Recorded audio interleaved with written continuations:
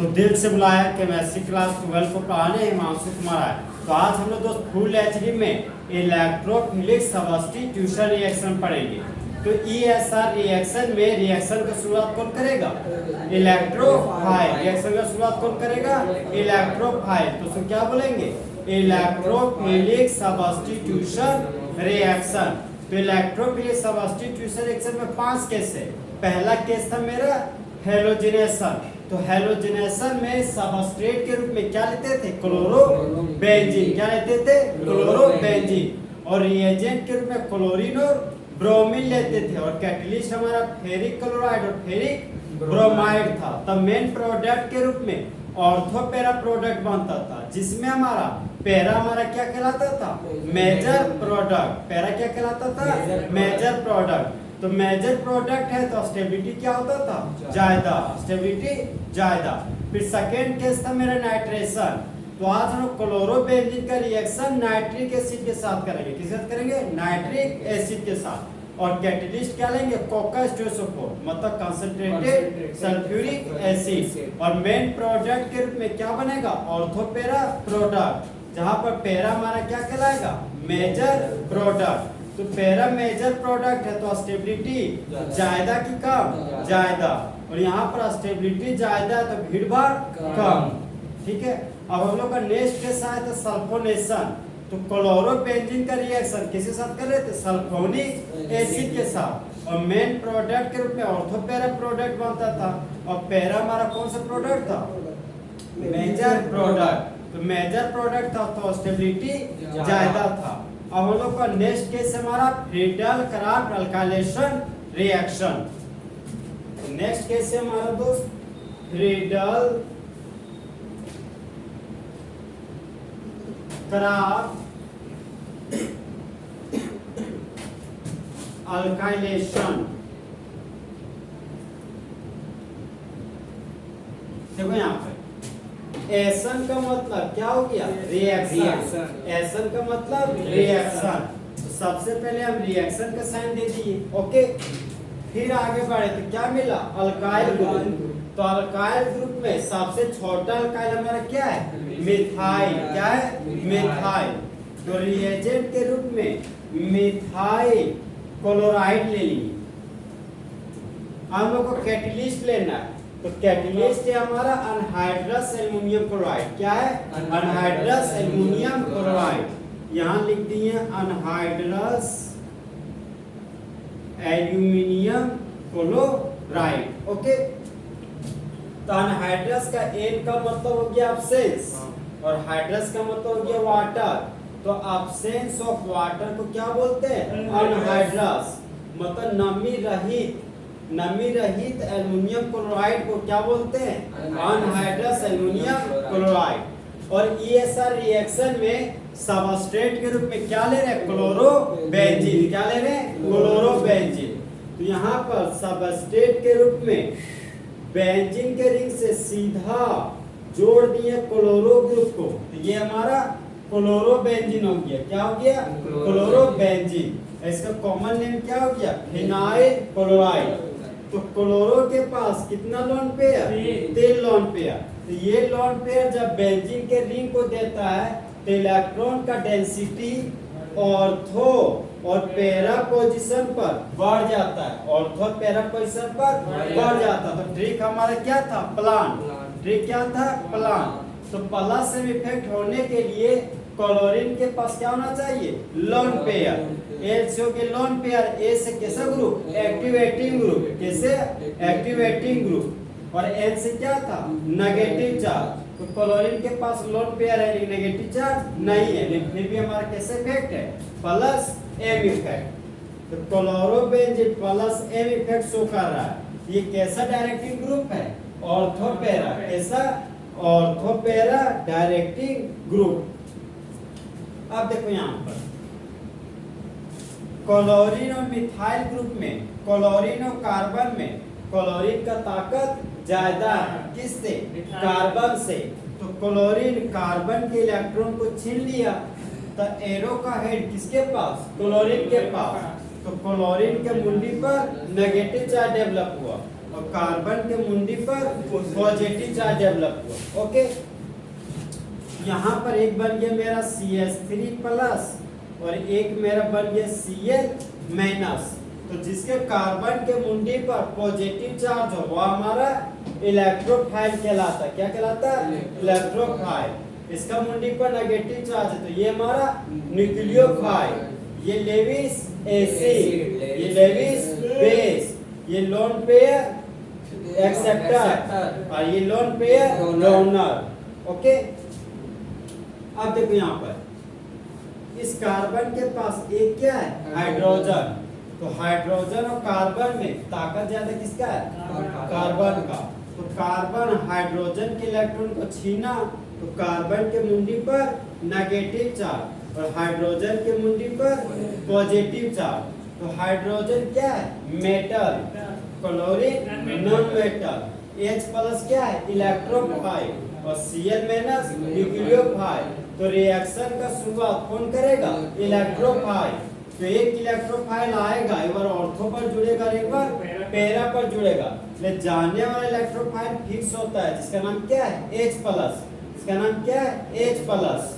और गाना गा के जाता है कि अच्छा चलता हूँ दुआओं में याद रखना। तो ये H प्लस Cl माइनस को लेकर भाग गया और बाय प्रोडक्ट के रूप में HCl बना लिया। क्या बना लिया? HCl। अब ये हमारा क्लोरोबेंजीन है तो क्लोरोबेंजीन का कितना कंपोनेंट बनाएंगे? 2 कंपोनेंट।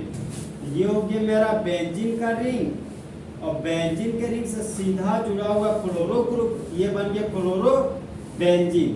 फिर से हम बेंजीन का रिंग बनाए और बेंजीन के रिंग से सीधा जुड़ दिए क्लोरो ग्रुप को, ये दोनों क्या बन गया? क्लोरोबेंजीन।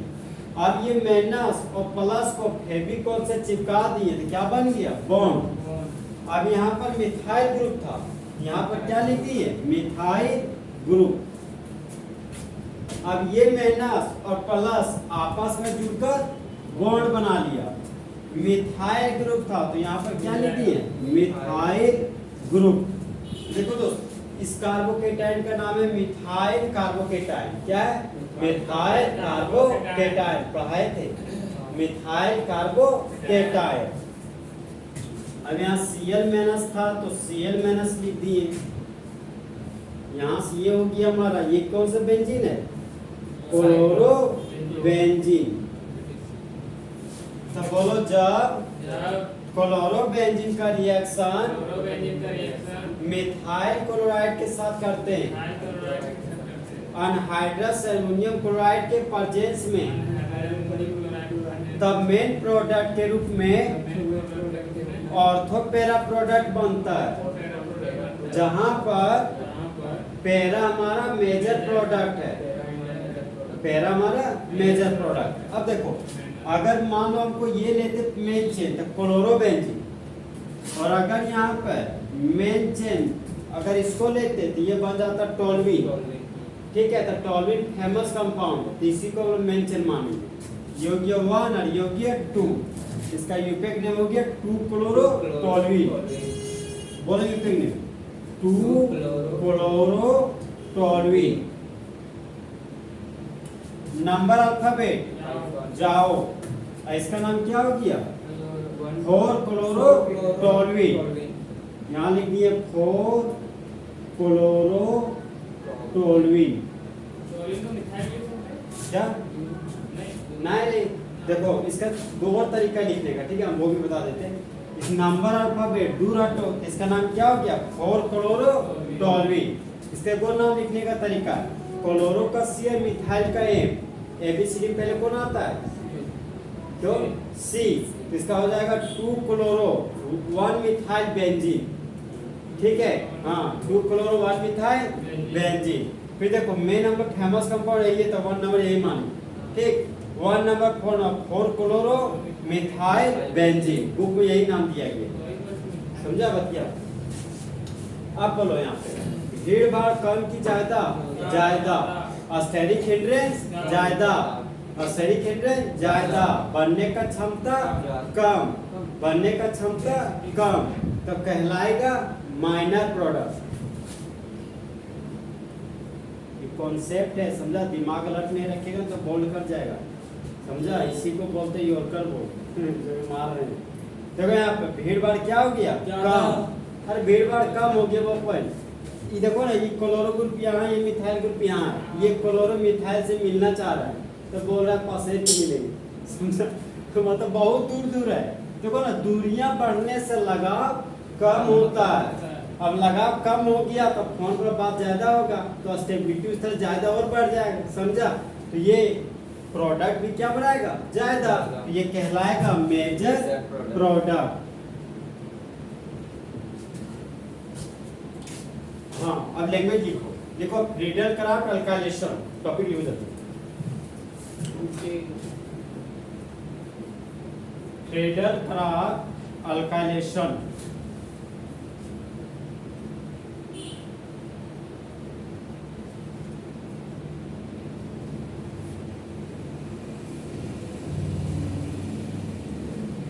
स्पेलिंग मिस्टेक नहीं करना।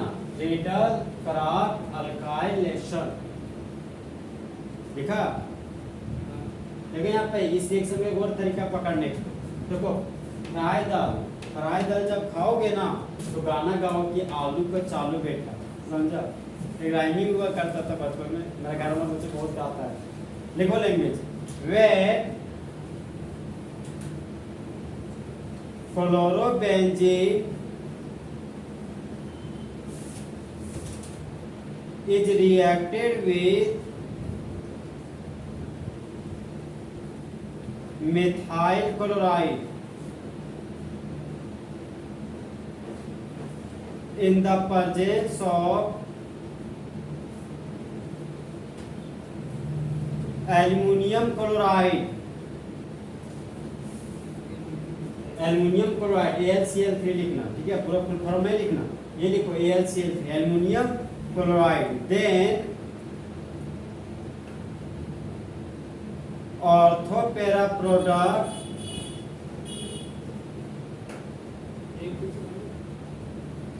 when chlorobenzene is reacted with methyl chloride in the presence of anhydrous aluminum chloride, then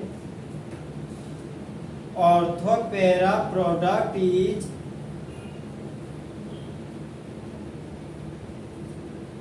देखो यहाँ पे ऑर्थोपेरा प्रोडक्ट इस तरह लिखना। ऑर्थोपेरा product is form in which para is the is form is form in which para is the major product।